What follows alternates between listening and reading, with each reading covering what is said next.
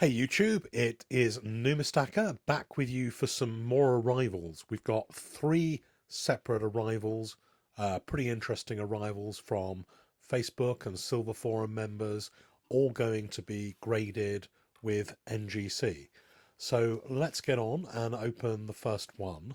And this little box came from Europe, and I totally love surprise presents that get included with coins that arrive for grading, particularly this time of year.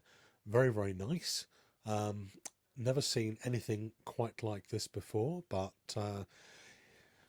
wow, what a great big, amazing, decorative, gorgeous letter N. N for Numistacker. Fabulous. I can't wait to dig into that. I think at the moment I'll just kind of look at it, but it might at some stage get eaten, not just by me, but for the family as well. So thank you very much to the very, very generous person who sent that N for Numistacker and these lovely coins in for grading, which I'm going to show you. So we've got three separate arrivals. Getting on to the first one, haven't seen very many silver pandas to be put in for grading for a while, so it's very nice that these ones arrived. I guess in many ways these pandas are from the silver era, the golden era of panda production. They had them in capsules. They had them then in plastic wrap. They really looked after them. They were minted very well. I think that things deteriorated a little bit recently.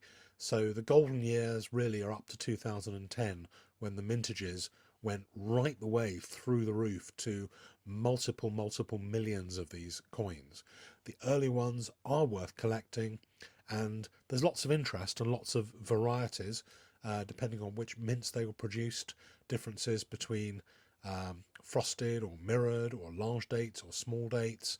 I think panda collecting, I know maybe panda collecting is a little on a down at the moment. I think that's very short-lived. It goes with fashions, and now could be a good time to pick up rarer pandas at a good price, ready for the next upturn. This one is an interesting coin. First one of these I've seen. It is it's got a picture of Australia on the front, but it's €10, a €10 gold coin, which celebrates the 400th anniversary of the relationship with Australia, something like that. But it's a Netherlands coin, and it does have a weird and wacky design on it, doesn't it? Really, have you ever seen a coin quite like this? Some people might say it's a little bit messy. It's kind of modern art in a way. I think it's quite interesting. I quite like it. I don't know whether this is a good coin in terms of low mintage or investment, but it's the first one of these that I've seen come in for grading, so it wins on that score. The next little one here, I've had one or two of these before. This one's come in for NCS and NGC grading. You can see the little spot just by the ballerina's legs. It's a proof ballerina coin, minted in Russia. I think a really pretty little coin, actually. These can be picked up for not a huge amount of money. Mid-90s coin. There are also MS versions of this coin, as well as the proof ones, that I've had both of those come in before for grading. Next one is a panda. The early 20th of an ounce pandas had a face value of 5 yuan. The later ones have 20 yuan as a face value.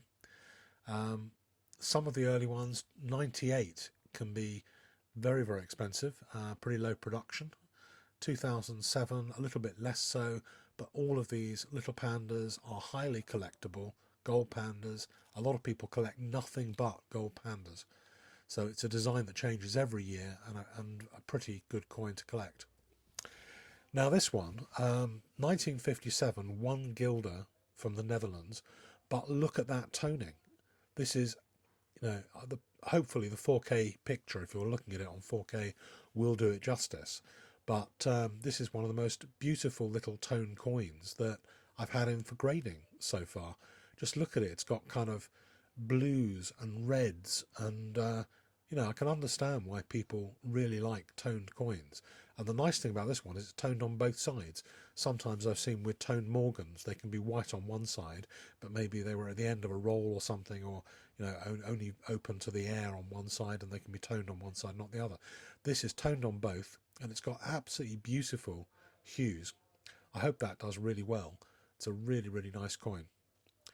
So that is the end of the first little packet of coins, and big thank you to my friend Sander. You'll probably see this video, and thank you so much for the N for Numistacker. Let's have a look and see what's in the box for the next one. And this one is a package that's come in from Sweden. Apologies for my inept box opening. I know some of you have said I need a box opener, but I think probably a pair of scissors is just as good on this particular one. It's difficult sometimes to open the boxes without showing personal information, so that's why it looks a bit strange on camera. So this little box continues the panda theme, and what we've got in this one is 3 very lovely, rare, old silver pandas. Silver pandas are one of the few coins that you can often get variety accreditation for with NGC without any extra cost, without paying the $15 variety fee. So, and these look really, really nice condition. This guy knows his pandas. You'll see his card in a moment, and he's a specialist in silver pandas and has a great website showing all the different varieties of silver panda. So we've got 3 coins in here. 2 of them are the same year, and one of them is a different one, the 1999 one. But let's have a little look at these coins. The first one was a 1995, and the second one is a 1995. Why has he put 2 1995 coins in for grading?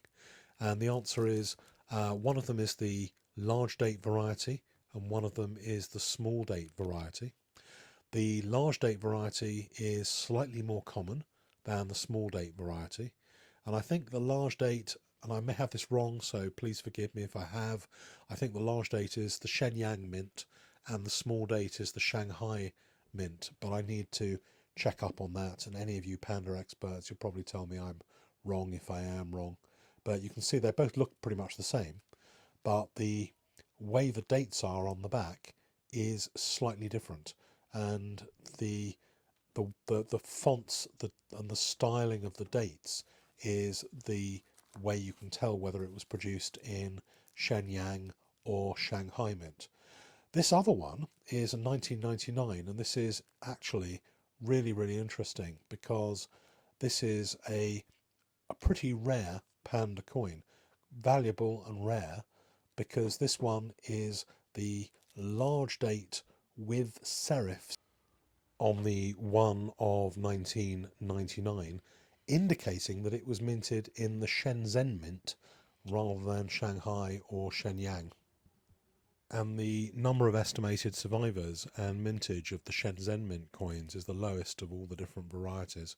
So those coins are pretty difficult to find and valuable. If you want to see the varieties, go to agpanda.com, and you'll see quite a lot of information about the different panda varieties from Mr. Boss, who is a very, very avid panda collector and long-time grader of a lot of these panda coins. So thanks a lot for sending those interesting varieties over to be graded by NGC. Let's take a look at the third and last arrival, and hopefully that this one came very well packed, so I've helped you guys out by speeding up the getting to the actual coins, because sometimes it's a bit like pass the parcel, and I know you guys prefer to see the coins rather than the packaging. So that makes sense. Let's have a look and see what is in this little, very well wrapped package of coins that's arrived for grading. Okay, so what have we got? We've got some coins that are in capsules. They are small, so it's going to be gold coins. And you can never quite tell what it is you're going to get. Okay, so it looks like some good choices of gold coins by this particular collector. And you can see a little theme which runs through a lot of the British collectors, that you find sovereigns, Britannias, Queen's beasts, and maybe the odd panda or something like that. But actually, a lot of collectors in the UK really like collecting sovereigns, particularly these special year design sovereigns. And there's a lot of these that have come in recently, 2005 particularly, 2002 particularly, quite a few 2012s, although the 2012s are actually very expensive, and probably going to go up in value. I think very low mintage relative to some of the other special years. This one is interesting. This is the 2012, but this is the bullion version. Not my favourite coin. I think it looks great in proof, but it looks not so great in bullion, because the design, it's very shiny, and it's very difficult to see the design. You can see here just about, if I hold it very carefully, you can see the horse on the right, the St. George killing the dragon at the bottom, but it's so much easier to see that design on a proof coin compared to one of the shiny bullion coins. Then we've got the 2017, really nice coin, doing very well. I might be in the market actually for another sovereign at some stage, so I'll be looking out for another sovereign for my collection. I think the 2017 is so much more interesting as a design than the 2018 or 2019, and I think the values on that 2017 going to hold up pretty well. Then you've got a lot of people who collect the bullion versions of these Queen's Beasts. The thing to look for, the telltale sign, is the Queen's cheek, because it is a real cheek of the Royal Mint that some of the early ones, and in fact a lot of these coins, they crushed together in a tube. Queen's cheek was the high point, and it got ground on the coin below it, and therefore any damage on the Queen's cheek will not get it a 69 or a 70. If it gets a 70, that's quite a good value uplift. So you find a lot of collectors in the UK are now sending these bullion Queen's Beasts coins in to see if they can get a 70. I've had quite a few 70s, but they're still thin on the ground, and it is possible to provide a significant value lift on one of these if it gets a 70, particularly the lion, because the lion suffers, I think, the worst of all of them in terms of the marks on the Queen's cheek. So this one is a 2002, the tribute to the Victorian shield-back sovereign, also highly desirable, and lots of people collecting those coins. So you can see that this collector is a kind of bit of a canny collector.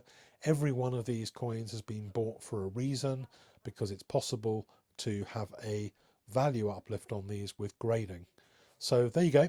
That's 3 from me, and there'll be 3 more sometime following pretty soon.